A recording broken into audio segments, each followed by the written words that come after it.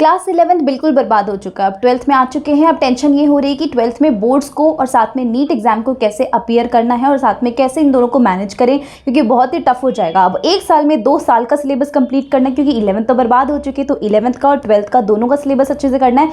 ऊपर से ये और प्रेशर कि भाई नीट में भी सिलेक्शन निकालना है और साथ में 12th बोर्ड में भी अच्छे मार्क्स सिक्योर करने हैं, ताकि हमारी कोई सोसाइटी में बढ़िया सा कुछ बन जाए कि ठीक है हम तो टॉपर है। तो कुछ ऐसा मुझे पता है तुम्हारे दिमाग में चल रहा है, लेकिन टेंशन ये सता रही कि भाई करें कैसे, पूरा टाइम मैनेजमेंट कैसे करें। सबसे पहले चैनल को सब्सक्राइब करो। क्यों?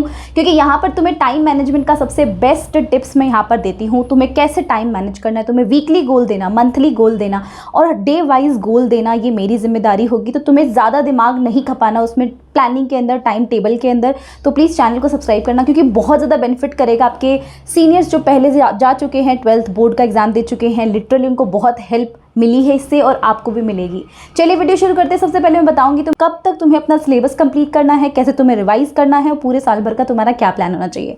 जल्दी से स्टार्ट करते हैं। सबसे पहले यार, काफ़ी सारे ऐसे स्टूडेंट्स होंगे तुम में से जो अभी बहुत ज़्यादा टेंशन में आए हुए कि यार 1 साल हमने बर्बाद कर दिया और 1 साल में हम 2 साल का सिलेबस करने वाले हैं और ऊपर से इतने बड़े कॉम्पिटिटिव एग्जाम नीट के लिए प्रिपरेशन कर रहे हैं और साथ में फिर बोर्ड एग्जाम भी करना है।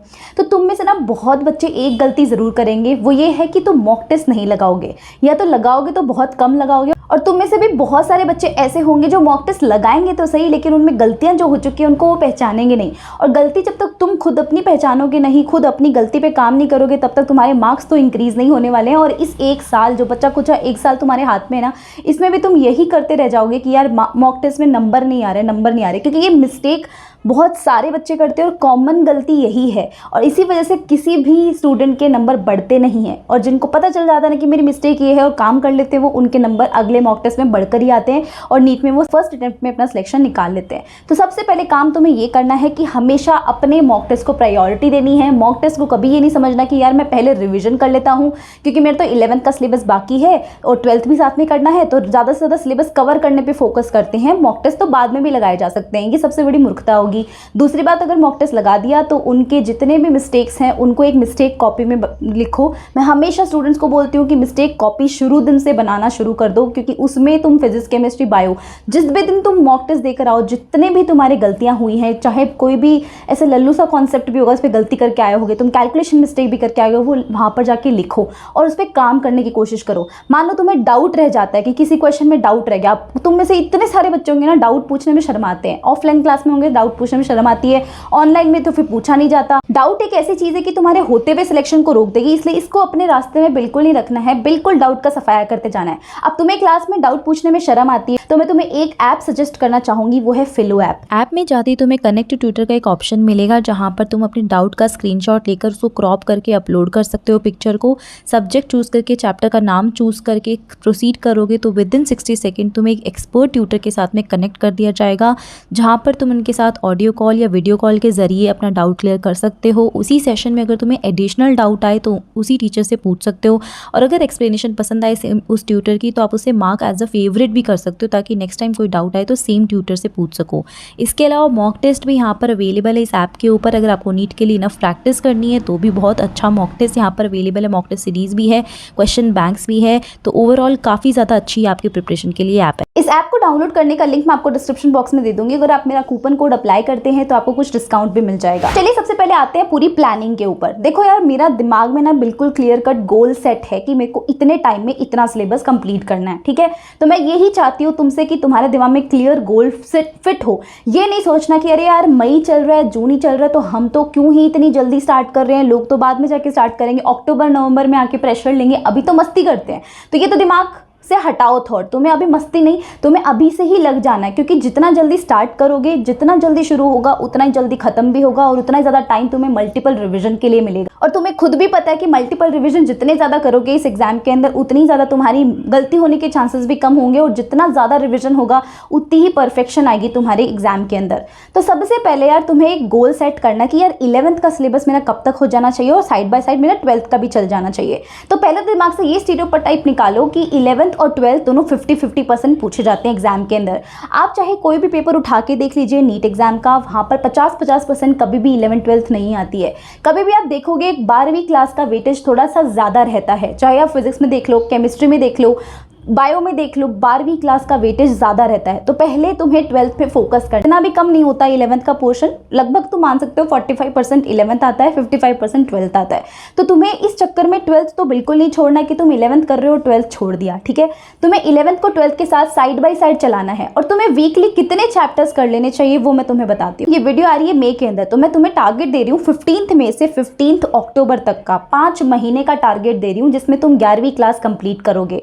अब देखो 11वीं क्लास में फिजिक्स केमिस्ट्री बायो तीनों ही आएंगे, और फिजिक्स केमिस्ट्री बायो तीनों को मिला के 42 चैप्टर्स हैं। 42 चैप्टर्स के अकॉर्डिंग और 5 मंथ्स के अकॉर्डिंग तुम्हें एक वीक के अंदर ना 2 चैप्टर तो कम से कम करने ही करने पड़ेंगे। अगर तुम 3 कर लो तो तुम्हारी इच्छा है, या तो तुम ऐसे कर सकते हो कि हर एक वीक ऑल्टरनेट रख सकते हो। लाइक इस वीक में तुमने फिजिक्स और केमिस्ट्री कर लिया, नेक्स्ट वीक में तुमने फिजिक्स और बायो कर लिया, अगले वीक तुमने केमिस्ट्री और बायो कर लिया। ऐसे कॉम्बिनेशंस रख सकते हो जैसा तुम्हारा मन करे, लेकिन एक वीक में तुम्हें 2 चैप्टर्स करने हैं। बिल्कुल डिटेलिंग में करो, एक दिन के अंदर तुमसे तो होगा नहीं, उसको बिल्कुल बेसिक से स्टार्ट करके क्वेश्चन प्रैक्टिस बढ़िया से करो, एडवांस लेवल तक की करो। बायो के लिए तो मैं आपको इस चैनल पे भी डिटेल्ड लेक्चर दे रही हूँ, जहाँ पर मैं सितंबर तक टारगेट कर रही हूँ कि क्लास 11th और 12th की कंप्लीट बायो तुम्हारी खत्म हो जाए with more and more detailing. तो प्लीज़ इस चैनल को सब्सक्राइब करिए, क्योंकि आपको बहुत हेल्प करेंगी वो वीडियोस। अगर आपको किसी भी चैप्टर में ज़्यादा डाउट लगता है, समझ नहीं आता, तो प्लीज़ वो वीडियो ज़रूर देखिएगा। बिल्कुल बेसिक से बिल्कुल एडवांस तक ही मैं आपको पढ़ाती हूँ। एंड साथ ही में मैं इनके हैंड रिटन नोट्स अपने टेलीग्राम पर भेजती हूँ, तो प्लीज़ टेलीग्राम जरूर ज्वाइन करिएगा, डिस्क्रिप्शन बॉक्स में लिंक है। तो मैं तो सितंबर तक का टारगेट लेकर चल रही हूँ, लेकिन मैं तुम्हें 15 अक्टूबर तक की डेडलाइन देती हूँ, और इस डेडलाइन में मुझे 5 महीने के अंदर कंप्लीट क्लास 11th कंप्लीट चाहिए है। क्लास 11th में तुम्हें समझ में आ गया, एक वीक में तुम्हें 2 चैप्टर्स करने हैं, और इस हिसाब से तुम्हारे 5 महीने के अंदर अराउंड तुम्हारे 40 चैप्टर कंप्लीट हो जाएंगे, ठीक है। 2 चैप्टर का इधर उधर मार्जिन रह जाता है, तो अराउंड तुम्हारा सिलेबस कंप्लीट हो जाएगा 11th का। अब ऐसा तो है नहीं कि तुम एक वीक में सिर्फ 2 ही चैप्टर पढ़ोगे 11th के, इसके साथ साथ तुम 12th भी चलाते रहोगे side by side, right. 12th के तुम 2 चैप्टर भी कर सकते हो, 12th का तुम 1 चैप्टर भी कर सकते हो, जैसा तुम्हें करना है। तो 12th का तुम 1 चैप्टर करते रहो, और 11th के तुम 2 चैप्टर साइड बाय साइड चलाते रहो। अगर तुम स्कूल जाते हो तो स्कूल से घर आके थोड़ा तुम्हें टाइम निकालना पड़ेगा, रोज़ 1 घंटा 2 घंटा तुम्हें 11th को देना ही पड़ेगा, क्योंकि ऐसे तो फिर देखो सिलेबस कंप्लीट हो नहीं पाएगा। थोड़ी सी खुद के सिर पर तलवार लटकानी पड़ेगी कि भाई करना है तो करना ही है, फिर है ना, मन नहीं करे तो भी करना है, क्योंकि इसी का नाम नीट है। थर्ड कॉम्पिटिशन में आगे निकलने के लिए सबसे बेस्ट फॉर्मूला यही हो सकता है कि तुम्हारा मन नहीं कर रहा तो भी तुम्हें काम करना पड़ेगा, क्योंकि प्रोक्रेस्टिनेशन की हजारों वजह हैं, लेकिन सक्सेसफुल होने की एक वजह है। अब तुम्हें पता है तुम्हारी क्या वजह है, मुझे कमेंट्स में बताना कि तुम्हारी क्या वजह है, क्यों तुम डॉक्टर बनना चाहते हो, क्यों तुम ये नीट क्लियर करना चाहते हो। जिस दिन तुम्हें अपना वाई पता चल गया, कारण पता चल गया ना, तो तुम खुद उठकर काम करोगे ही करोगे, प्रोक्रेस्टिनेशन आएगा ही नहीं बीच के अंदर, ठीक है। तो प्लीज़ मुझे कॉमेंट्स में ज़रूर बताइएगा। और ये जो मैंने तुम्हें 5 महीने का चैलेंज दिया है ना, इस चैलेंज को प्लीज़ एक्सेप्ट करिएगा, और मुझे कमेंट सेक्शन में #चैलेंज एक्सेप्टेड लिखिएगा, और इसके साथ में अपना वाई भी बताना कि क्यों तुम डॉक्टर बनना चाहते हो, क्या तुम्हारा इंस्पिरेशन है कि तुम डॉक्टर बनना चाहते हो। अगर तुम्हें मन नहीं कर रहा है फिर भी तुम ज़बरदस्ती से भेड़ चाल में ही डॉक्टर बन रहे हो तो भी मुझे बताना, लेकिन बताना ज़रूर, I would love to know, ठीक। अगर तुम 15 अक्टूबर तक नहीं तो एटलीस्ट अक्टूबर जब ख़त्म हो तब तक अपना सिलेबस कंप्लीट कर लो, एक बार ही कंप्लीट कर लो। अगर नवंबर और दिसंबर, उस टाइम में बोर्ड एग्जाम वाले स्टूडेंट्स के ऊपर सिर पे तलवार ये लटकेगी, भाई प्रैक्टिकल्स आ गए हैं, रिकॉर्ड फाइल्स बनाओ, तो उस टाइम पे तुम्हें फाइल बनाने में भी टाइम जाएगा। और कोई ड्रॉपर बच्चा अगर देख रहा है तो फाइल वाइल का तुम्हें टेंशन ही रहेगा। तो तुम्हें नवंबर और दिसंबर कंप्लीटली बहुत अच्छे से एक बार ही फिर से रिविजन करना है, दूसरी बार तुम्हारा रिविजन हो रहा होगा वहाँ पर। और मैं तुम्हें वो भी प्लान बताऊंगी कि 2 महीने में कैसे तुम्हें एक बार वापस से गो थ्रू कर लेना सिलेबस को, ठीक है। उसके बाद में तुम्हें जनवरी से लेकर अप्रैल तक तो तुम्हें बहुत ज़्यादा मॉक टेस्ट की फ्रीक्वेंसी बढ़ानी है। मैं ऐसा नहीं बोल रही हूँ कि तुम्हें मई से लेकर दिसंबर तक कोई मॉक टेस्ट लगाने ही नहीं है, लगाने हैं mock test side by side, लेकिन फ्रीक्वेंसी ज़्यादा बढ़ जाएगी जनवरी और अप्रैल के बीच में। इसलिए तुम्हें जनवरी से अप्रैल के बीच में तो सुपर एक्टिव बनना पड़ेगा, उसके प्रॉपर अलग से प्लान मैं तुम्हें बताऊँ। अब तुम में से काफ़ी स्टूडेंट्स का ये भी डाउट आ सकता है कि हम तो कोचिंग इंस्टीट्यूट में इनरोल्ड हैं, जैसे वो सिलेबस करवाएंगे हम तो उनके साथ साथ ही सिलेबस करेंगे। बिल्कुल करो उन टीचर्स के साथ साथ सिलेबस, लेकिन कभी कभार ऐसा होता है यार टीचर्स की पेस थोड़ी सी कम होती है, और उस टाइम पे तुम्हें अपनी पेस बढ़ानी, क्योंकि कंपटीशन में तुम्हें आगे निकलना है। तो तुम अपनी पेस बढ़ाओ, और कैसे बढ़ाओगे, यूट्यूब पे सारा कंटेंट फ्री अवेलेबल है, और कौन से चैनल्स तुम्हें फॉलो करने चाहिए नेक्स्ट वीडियो में मैं तुम्हें बता दूंगी, कौन से टीचर्स फॉलो करने चाहिए। बायो के लिए तुम मुझे भी फॉलो कर सकते हो, और भी बहुत सारे टीचर्स और बहुत सारे चैनल्स हैं ऐसे जो बेस्ट चैनल्स हैं, अच्छे चैनल्स हैं और कौन सा तुम्हें कंटेंट अच्छे तरीके से कंज्यूम करना चाहिए वो मैं तुम्हें अगली आने वाली वीडियो में बताऊंगी। तो चैनल को सब्सक्राइब करके ज़रूर रखिएगा। बस मुझे कमेंट्स में ये लिखकर जाना #चैलेंज एक्सेप्टेड। और एक बार अक्टूबर तक अपना सिलेबस कंप्लीट करते हैं। हर हफ्ते 2 चैप्टर 11th के उठने चाहिए और 12वीं का 1 चैप्टर या 2 चैप्टर उठाओ तो बहुत ही अच्छी बात हो जाएगी। तो तुम्हारा अक्टूबर तक सिलेबस एकदम अच्छे तरीके से कंप्लीट हो सकता है। बिल्कुल आराम से, भगा नहीं रही हूँ, बहुत आराम से करवा रही हूँ। और इस चैनल पे बायो के लेक्चर जरूर देखिएगा जो आपको बहुत हेल्प करेंगे बिल्कुल बेसिक लेवल से एडवांस लेवल तक रीच करने के लिए। I hope you like this video and comments में आप #चैलेंज एक्सेप्टेड और अपना वाई रीजन जरूर लिख कर जाएंगे। I would love to know कि क्यों आप डॉक्टर बनना चाहते हैं। Thank you so much for watching this video. मिलते हैं नेक्स्ट वीडियो के अंदर, तब तक के लिए बाय, टेक केयर।